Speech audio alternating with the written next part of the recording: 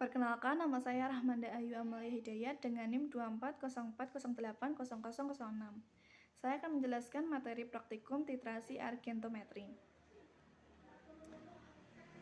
Tujuan dari praktikum materi titrasi argentometri ini yang pertama adalah dapat menjelaskan proses titrasi argentometri menggunakan metode Mohr, Van Jans, dan Volhard. Lalu dapat menetapkan kadar larutan perak nitrat dan dapat menentukan kadar klorida dalam cuplikan dengan metode Mohr, Van Jans, dan Volhard. Titrasi argentometri ini merupakan metode titrasi yang menggunakan AgNO3 sebagai titran untuk menentukan ion halida dalam larutan. Dan terdapat 3 metode utama dalam argentometri. Yang pertama adalah metode Mohr, berdasarkan pembentukan endapan perak klorida atau AgCl dan perak kromat Ag2CrO4 sebagai indikator titik akhir titrasi. Yang kedua adalah metode Van Jans, yaitu menggunakan indikator absorpsi protein untuk menentukan titik akhir titrasi berdasarkan perubahan warna pada permukaan endapan. Yang ketiga adalah metode Volhard, yaitu berdasarkan pengendapan ion perak dengan ion tiosianat atau SCN- dalam lingkungan asam dan menggunakan indikator Fe3+ yang menghasilkan warna merah kompleks.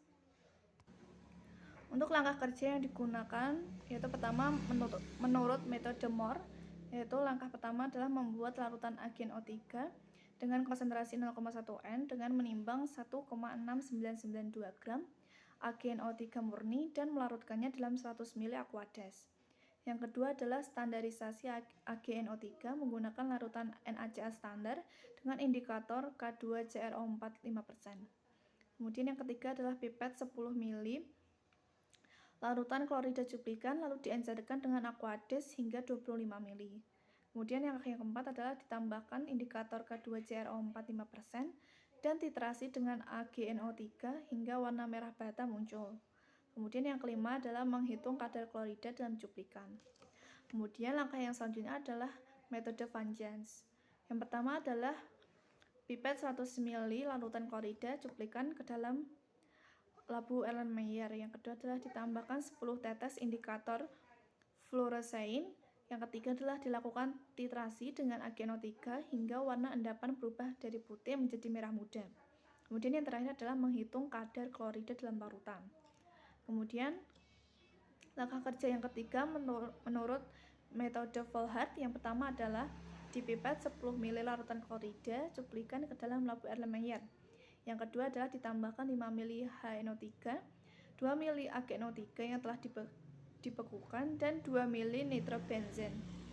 Yang ketiga adalah ditambahkan 1 ml indikator ferriamonium sulfat dan dikocok hingga merata.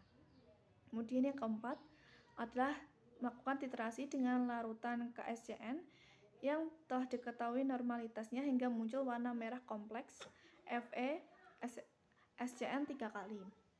Kemudian yang terakhir adalah menghitung konsentrasi ion klorida dalam cuplikan. Untuk bahan yang digunakan, yang pertama adalah AgNO3, yaitu titran yang bereaksi dengan ion klorida untuk membentuk endapan AgCl. Yang kedua adalah NaCl standar yang digunakan untuk standarisasi larutan AgNO3.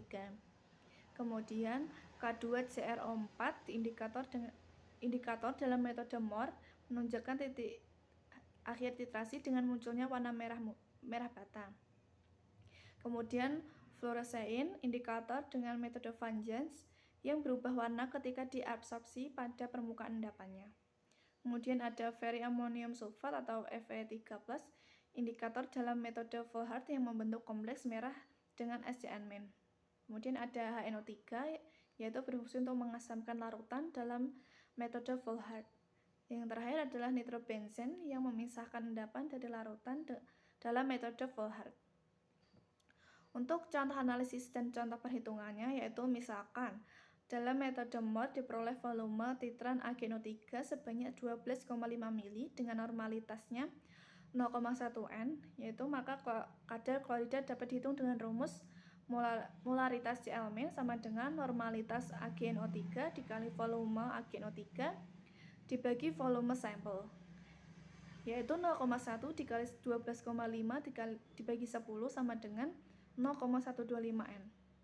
Hasil yang diharapkan dari praktikum ini yang pertama adalah pada metode Mohr, yaitu titik akhir ditandai dengan munculnya warna merah bata dari Ag2CrO4.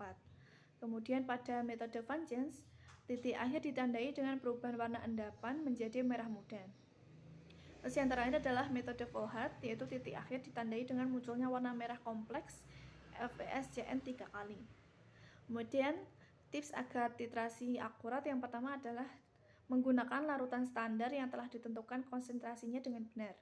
Kemudian diaduk larutannya secara merata selama titrasi agar reaksi berjalan secara sempurna. Kemudian adalah menambahkan titran secara perlahan mendekati titik akhir untuk menghindari kelebihan titran. Terus untuk keselamatan kerja yang pertama adalah menggunakan APD secara lengkap, lalu menghindari kontak langsung dengan nitrobenzen karena bersifat toksik, dan yang terakhir adalah jangan menelan atau menghirup zat kimia yang digunakan dalam praktikum.